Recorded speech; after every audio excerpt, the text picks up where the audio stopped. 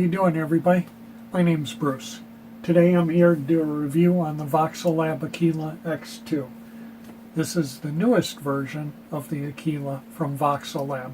They had the original Aquila, and now they have the Aquila X2 that has a few upgrades over the standard Aquila. The manufacturer's suggested retail price on the X2 is $239. I have seen it on sale recently at Amazon for $199. The Voxelab Aquila is a clone of the Ender 3 V2. So all the features that the Ender 3 V2 has, the Aquila X2 has those, plus it has a few more.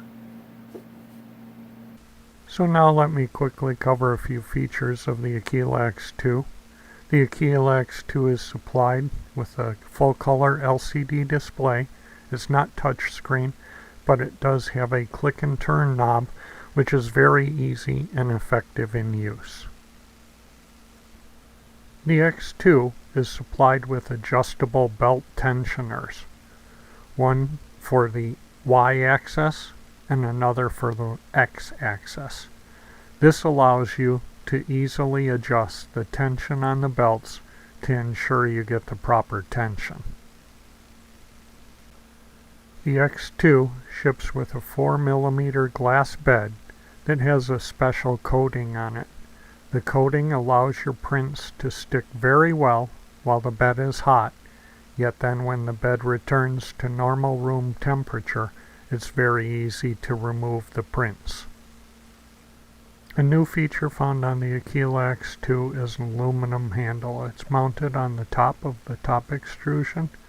It is handy in case you need to move your printer around, although I don't think very many people will have a need to move their printer that often. The X2 features a filament runout sensor. This is in line directly before the extruder, so if the filament were to break at the roll or you were to run out of filament, the 3D printer would stop printing and allow you to feed more filament in and continue your print. This is handy if you are running a very large or long print, or you are trying to use up remaining amounts of filament you have on rolls. So before we get started with the actual review, I wanted to come up with a way that would be fair to rate the printer. So what I developed was a scorecard of sorts, and this is how I'm going to evaluate the Voxelab Aquila X2. I have 12 different rating categories, and possible points are laid out for each of the rating categories. I will go through each category and rate the Voxelab Aquila X2 against those categories. In short, the categories are packaging, warranty, support, instructions printed or on the website or other, cost, style and design, parts quality, extra items provided with the printer, firmware source available or firmware updates available, print quality and speed, ease of use, and noise. The total possible points is 100. Now that I've explained my rating system, let's get started. My first category for the review is packaging. So here are just a few pictures of the packaging. They use dual layer custom foam built around each of the individual components. They had a plastic covering on the glass bed so it would not get scratched, plastic covering on the extrusion so they would not get scratched. All the screws and bolts were in separate bags, lettered and numbered. Additional parts were also in individual bags. My possible score on the packaging is 5 points. Due to the good packaging and no damage of the printer which was shipped to me, I am going to award 5 points for the Aquila X2 for packaging. Next, I will evaluate warranty and support. The warranty on the Aquila X2 is 1 year. It excludes the accessories and filament and the build plate, as that is a maintenance item. But everything else is covered by their 1-year warranty. I did not have any issues with my Aquila X2 and have not had to use the warranty. I can, however, say that I do have a standard Aquila, which I purchased in January, and when I first received it, I had a problem with the motherboard. I contacted support via email and sent pictures and videos as requested of the issue. And within 6 days, Voxelab had sent me a new motherboard via DHL Express from China to Chicago in 6 days. So in my opinion, that is excellent customer service and support. Based on that experience, I'm awarding 5 points for warranty and 5 points for support. The next category is the instructions. Voxelab provides the instructions in printed form in a user manual that ships with the printer. They also provide a micro SD card, and the micro SD card has a PDF version of that manual, which is very handy because you can open that up on your computer and blow up the pictures so that you can see things in a little bit more detail. I am awarding the Aquila X2 5 points for the instructions. My next category is cost, with a total possible points of 10. Now let's discuss the cost of the Aquila X2. The Aquila X2 retails for $239. I've seen it on sale at Amazon for $199 recently. It's a new printer, so I do believe that we'll continue to see it on sale, and I think you may be able to pick it up for $189, maybe on a good sale. But even $199 is, in my opinion, a spectacular price. This is a clone of the Ender V2. The Ender V2 retail price on that is $279. The Ender V2 sometimes goes on sale for $239, around that. So at $199, if you can pick this up, you're saving yourself $50 at least over the Ender 3 V2. And you're getting all the features the Ender 3 V2 has, plus you're getting a filament sensor, which the Ender 3 V2 does not have. So in my opinion, as far as cost, I believe that Voxelab has done a really good job here, and I'm going to award 10 points for cost. It's a spectacular price for a machine that can really produce some very good quality prints. Discuss the style and design of the machine. It's a clone of the Ender 3 V2, so obviously very similar, if not the same, identical. But most of the weight for the base is in the bottom, which keeps the machine stable so that it doesn't vibrate a lot. The spool holder can be put on the top or on the side, wherever you might like to put it. The LCD is right here up in front, easy to access and easy to see while it's printing. So overall, I'm going to award 5 points for the style and design. Now let's discuss the parts quality. So I believe overall the quality of the parts used on the Voxelab Aquila X2 is very good. The LCD is just very good. It's nice and bright, crisp and clear. You can upgrade the firmware, which makes the LCD shine even more. There's some community firmware. A guy named Alex has created this firmware. It's a spectacular firmware. If you go to the subreddit linked in the video, you'll be able to find that firmware. But Alex firmware just makes this machine shine. That's a side note. But anyway, we've got a glass bed with a coating on top, and the glass bed works really well. It's a really nice glass bed. The belts are genuine gate belts, so they're not a knockoff. They're genuine gate belts, and I've had no problem with them. All the extrusions seem to be cut square and even. There's no scratches on here or anything. The unit itself has covers covering up the power supply and the motherboard, so everything is covered and sealed. It looks really sharp. There's only one area that in my mind falls a little bit short of expectations, but again, if you keep the price in mind here, we're talking about a $200 machine, right? And there are many machines that sell for $1,000 that have just as many issues, if not more. The only sore spot that I have, really, is with the extruder. Here's a close-up of the extruder. It's made of a cheap plastic, and it doesn't hold up well to the stresses. Typically, the lever arm will crack. It can crack on your first day, first week, first month, but there's a very high failure rate, probably 50% failure rate in the first month or so. They crack right at the pivot there where the bolt holds the lever arm. So I would suggest just do yourself a favor and buy a dual gear all metal extruder or a dual gear BMG clone and just replace this extruder and you'll save yourself a lot of hassle. So here's a video showing a defective PTFE coupler that I received. It allowed the PTFE tubing to move. So I could have asked for a warranty replacement, but it's a cheap part. I had one on handy.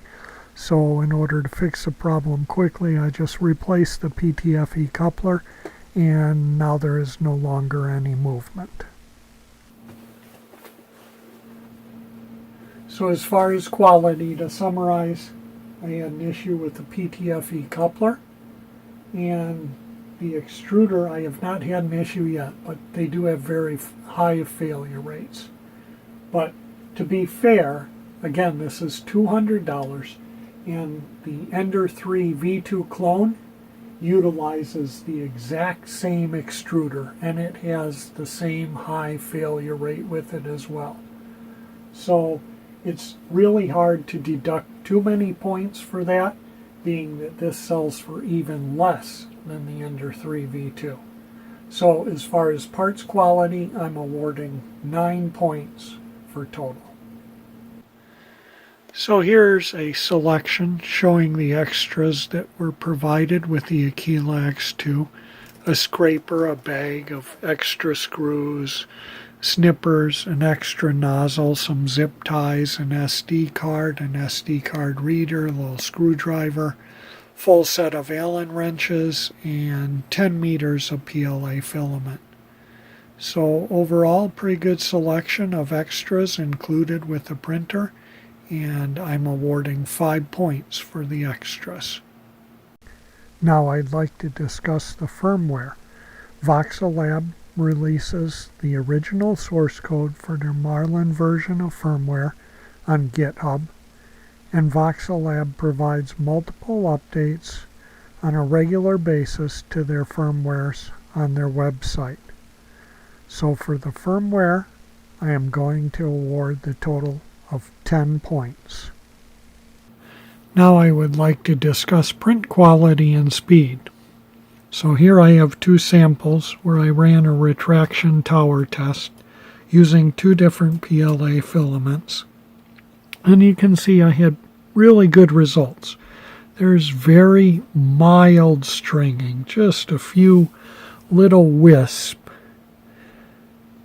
But overall, the quality is very good. You can see that each one of those squares is roughly the size of a quarter, and the towers are very small.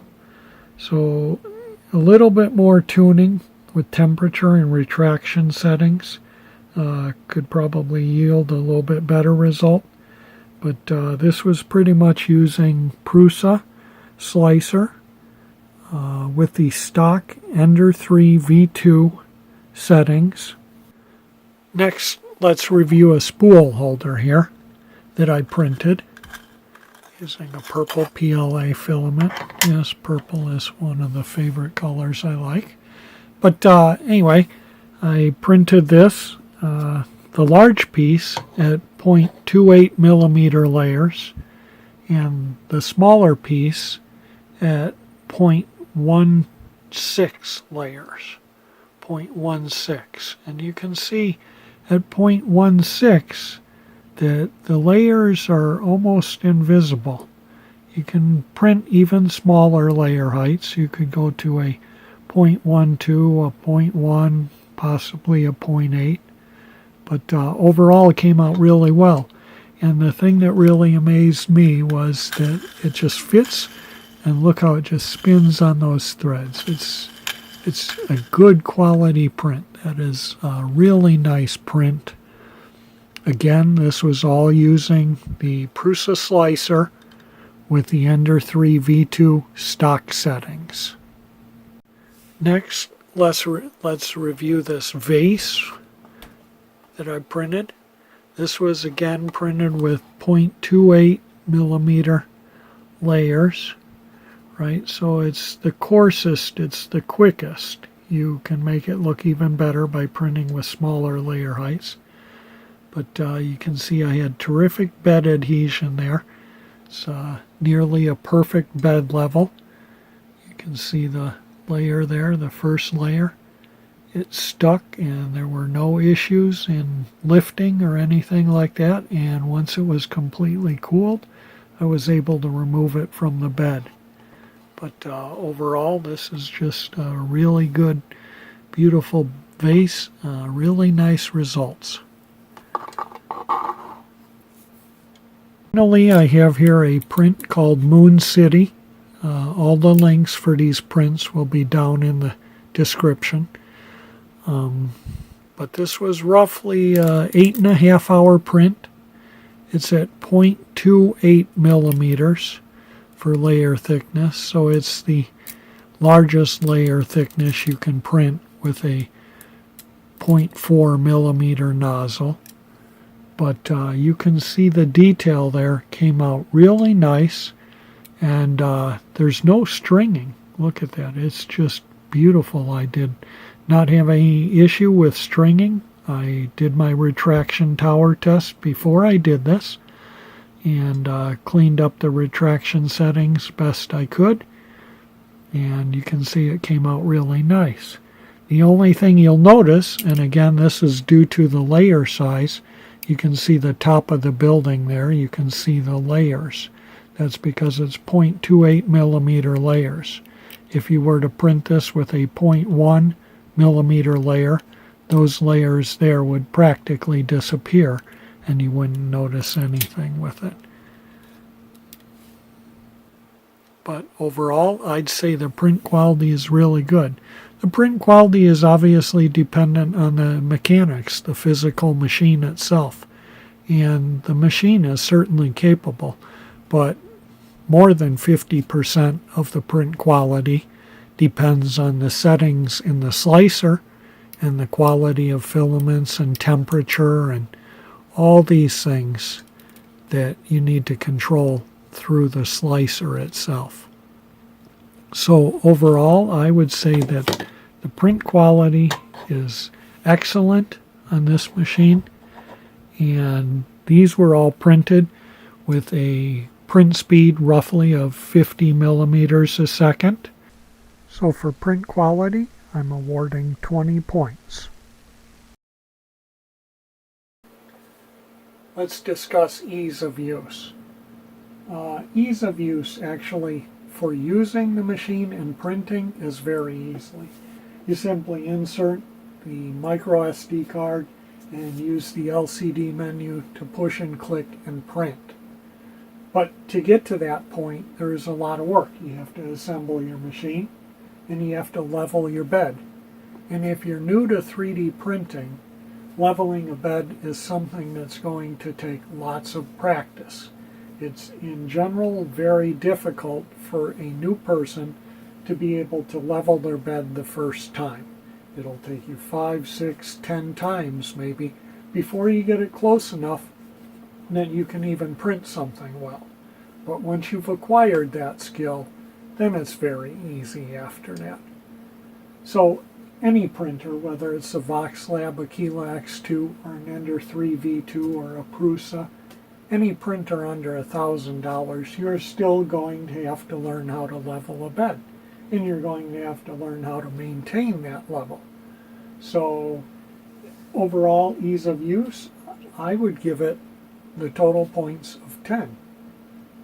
Okay, now I'd like to discuss noise. I am on purpose running the machine now while I am trying to speak and record the video here with the noise in the background. I have a dB meter here that I downloaded, and I will stop speaking for a minute.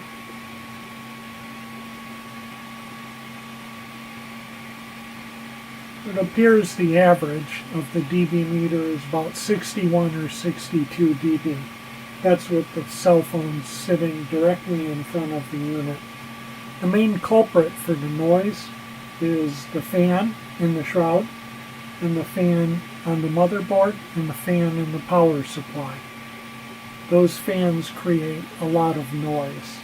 The motherboard itself actually has TMC 2208 silent stepper motor drivers, so the motors really do not make any noise and do not contribute to the noise level, but it's the fans that make the noise.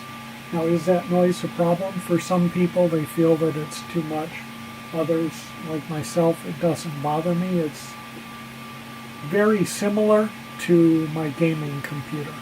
I have a custom-built gaming computer that has a lot of fans and ventilation, and a video card that also has fans that make a lot of noise, and it's a very comparable setting. I stopped talking again there because the last fan for the power supply just kicked in, and when that happened, the dB now goes up to about 67.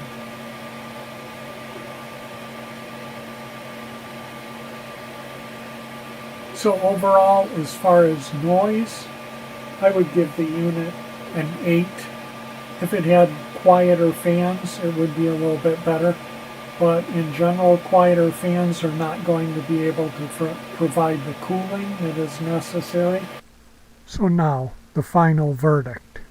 What we've all been waiting for. If you've been keeping track at home, the total points awarded was 97 points out of a total possible of 100 points.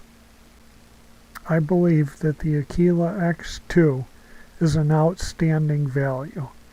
Even at the suggested retail price of $239, you can't go wrong.